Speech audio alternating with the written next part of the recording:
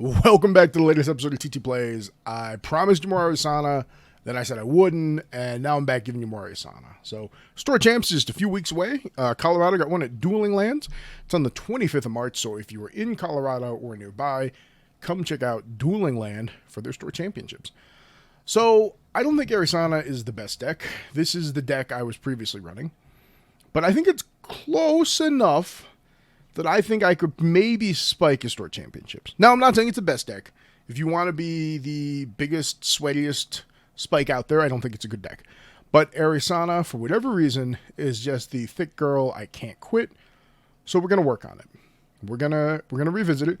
And I thought we'd start just by running through the main deck and talking about where this deck was. So this deck was fewer in Comet Falls because I had this janky ally package slapped into the deck. We're going to fix that. We're going to go up in Comet Falls. We are going to remove the Navigate the Street Palatial Concourse package. If and when we made it to level 3, this was great. The problem is, right, the deck kind of suffers from making it there. So that was fun to test. We're going to remove that. We're going to remove some of these allies as well, namely the Guildie. That was like a weird... I understand what I was thinking. I just don't think it was really good. So, okay, we've trimmed it down here. Now, one of the things that was occurring to me is now we're not on that many water cards. And Conjure Downpour has really turned into a champion in MVP. And that opening screen I had here is just Luxera's map. And we're just looking at these decks here. And what do we see? Well, I see a 2-3. I see a 1-3. I see a 1-3 that's basically a 2-3. I see a 2-3. I literally see a textless 2-3. Like, this is a 2-3 class bonus range attack for Rangers. This is a Lorraine deck that's literally a textless 2-3. I see a 1-3. I see a 2-3. So, right, so the meta is just like a bunch of 2-3 allies. And there's more nuance to it to that, but sweeping generalization. So, Conjure Downpour giving -2 attack, phenomenal. If we can turn that memory bonus on to draw an additional card into memory, even better. So, Conjure Downpour, I'm very high on. But I did think it was important to evaluate, are we missing something in another element? So we're restricting it just to cleric cards in Fire. Now, are there other cards in Fire that are really good? Absolutely, right? We look at the water cards here that we're running, right? Frostbind, Paladin, Fracturize, are all really good cards that we don't receive a benefit for being in water. But I just want to focus on these because what I'm comparing it to is like Conjure Downpour to me is a really good card. So, like, are we getting something better than Conjure Downpour? And now let's take a look. So, over here in Fire, the first thing we have is the Forge Light Scepter. I think it's a really interesting card. You know, I've had a hard time finding the materialization for regular Scepter early, so this is definitely be a late game card, but giving us unpreventable damage to try to close out the game. I actually really like the Scepter, so this would definitely be a plus for me for the Fire side. Bottled Forge Light is a card I was really high on when it was spoiled, and I've liked it less and less, namely for what exactly we talked about in the meta. What do we see? I see 2-3s. I see 2-3s for days. So this is really 3 on enter if we brew, kill 1 ally. Like, the odds of us getting 2 allies with this is just so low because the allies we're killing are 2-3s, they're not 2-2s. So we have to brew it. It requires a specific herb to brew.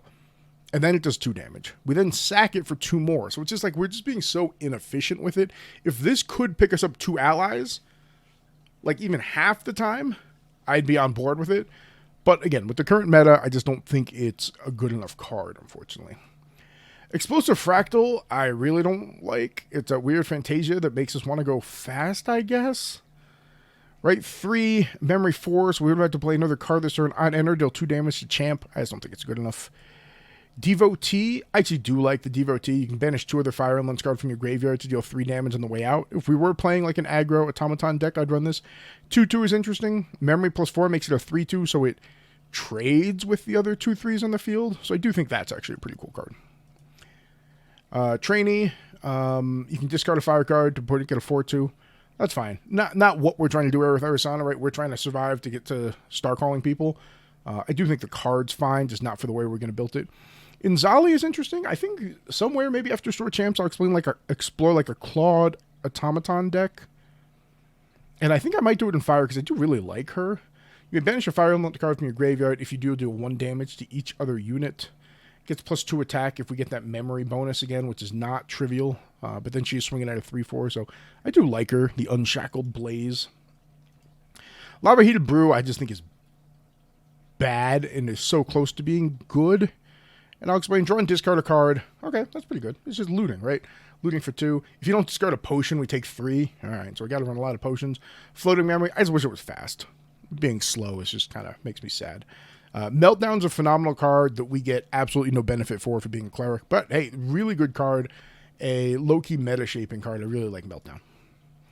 And the last one we have is Tether and Flames, which is the negate if they choose to take damage. So in general, the fire pile I don't think is helping us get to Star Calling range. I don't think we want to turbo it with like Cremation Ritual, Danger, etc. Like I think we need to kind of slow up the ally decks to get there. And I just don't see a package in here to do that. So, fire, some things I'm excited about, namely being the Scepter, the other one being the Unshackled Blaze, but kind of not for what we're doing now.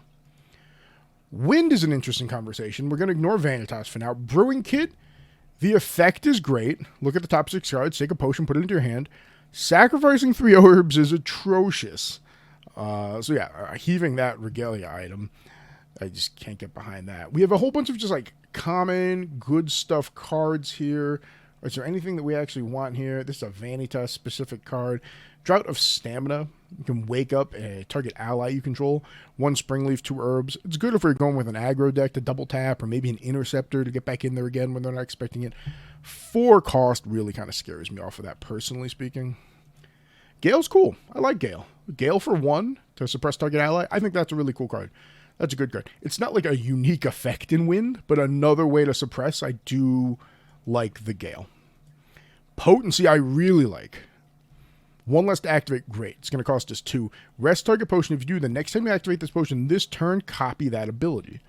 All right, well, what potions are we talking about? Well, Potion of Healing. That immediately gets us heal 5 or recover 5 twice.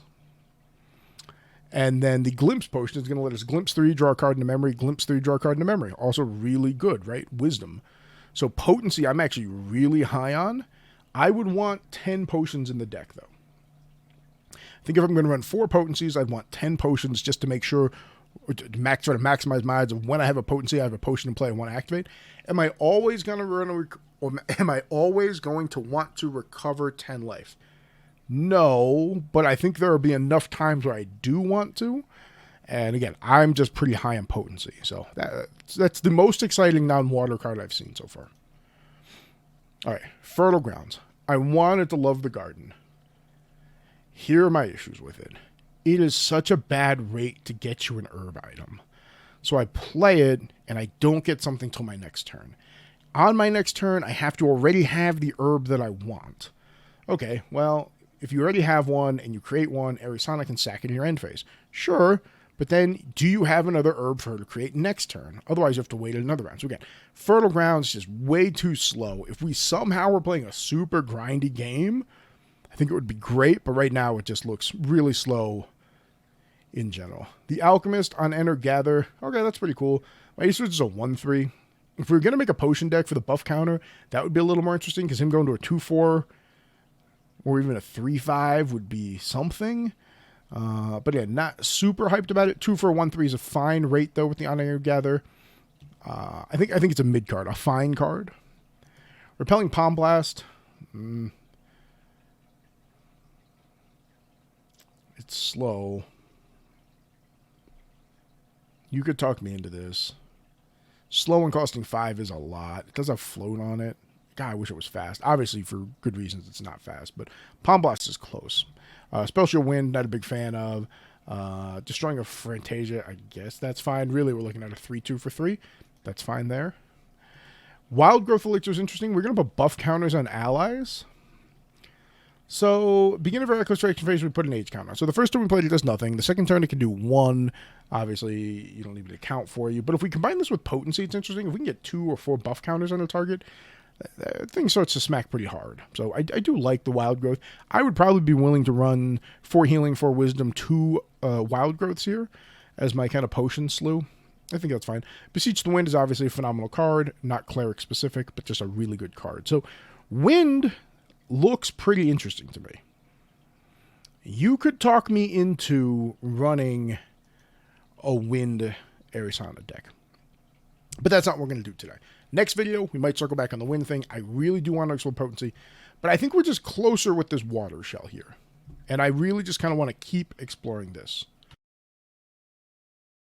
Okay, so Potion of Healing has been pretty amazing for me as far as just allowing us those couple extra turns to kind of get to the top level. So we're going to add 4 Potion of Healings to the deck here right away. We already flared up the Comet Falls to 4. We've kind of admitted that that was possibly a mistake. So we're increasing that there. Cards I wanted to test include Resto Slash. I'm just going to pull it up here so you can see it. It is basically 5 cards, right? We need 4 down plus it itself. But I view it as like creature removal and recover 3. Is it good enough? I don't know, but I'm going to add 2 to the deck just for testing purposes because I do want to test it. Another card I want to test because I would run basically as many healing potions as possible. And there's a interesting Convalescent Tonic here. It's only recover 3, but we can put 2 cards from our hand in the bottom of the deck and I can draw that many cards, which is great when we're digging for Dungeon Guide. And we theoretically can brew this for a single Frasia.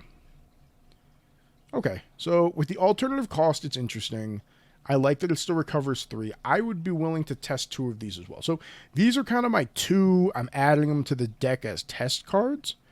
I would like to see how well they perform. And I think that's a fair way to kind of go about this. Allied War Priest has been a house. I actually really like her. She's been great. Just that 2/3 body again. We've kind of talked about that. It's just really on rate. And when she gets the recover is phenomenal. I do want another ally. The bishop has been good for us, but I'm willing to try to cut the bishop in lieu of other things if we want. So then I started looking at other allies that we possibly could sacrifice in, and Foraging. Why is spelling so hard?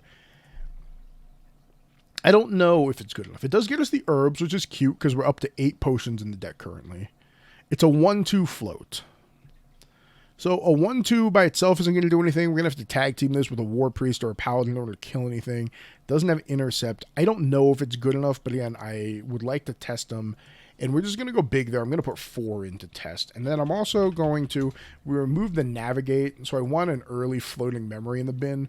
So we're just going to go Harvest Herbs here. So how many cards does this put us at? 66 cards. All right, well, we're too high. So what does the ally package currently look like? That's allies. Let's put potions at the end. Okay. Can we afford to cut some bishops here? Astra Seal.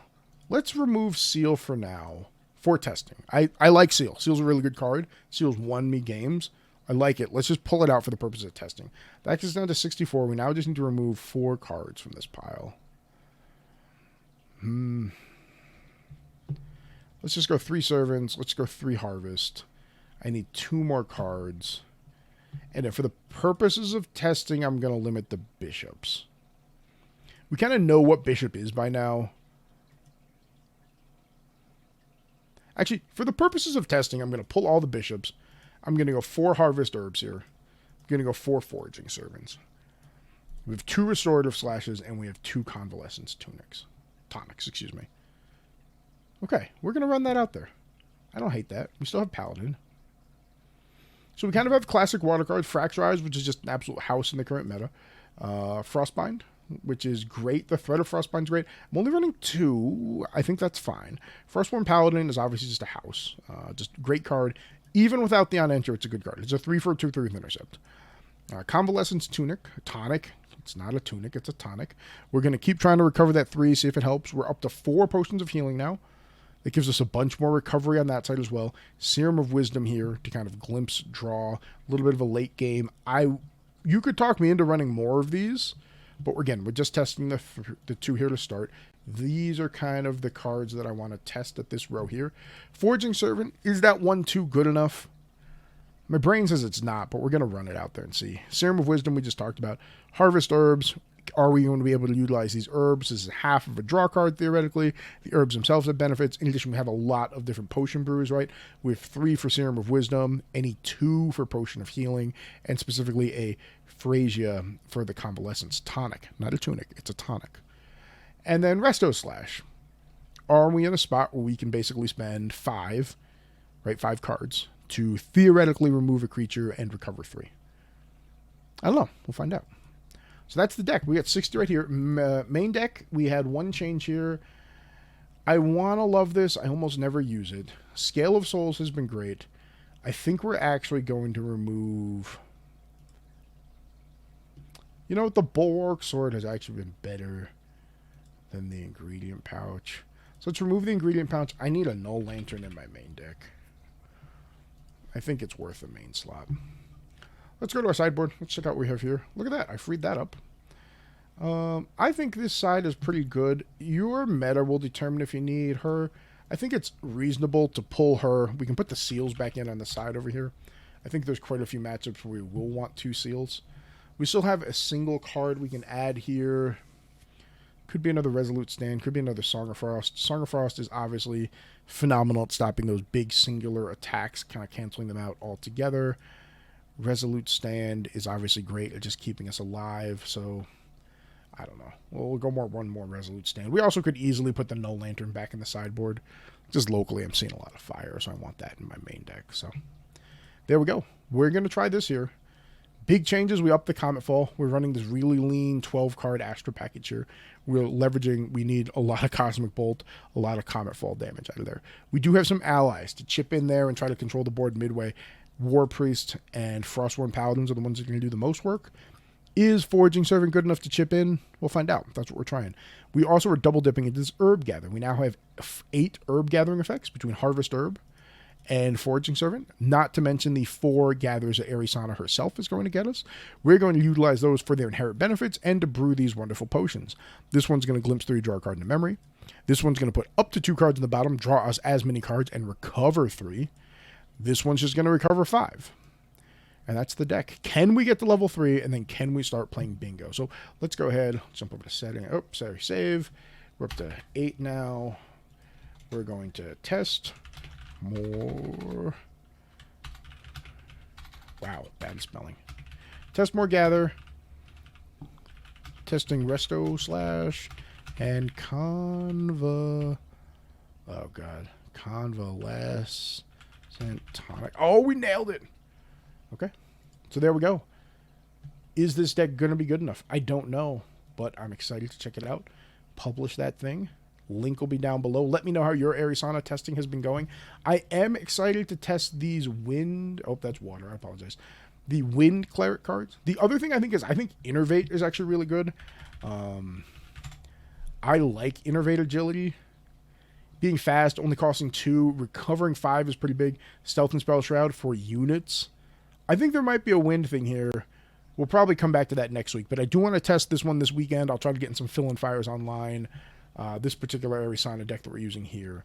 Again, keeping in mind kind of what the meta is. Keeping in mind our realistic expectations for this deck. Like, can we spike a Sword Champs? You know, can we win a couple weeklies? I think we're close.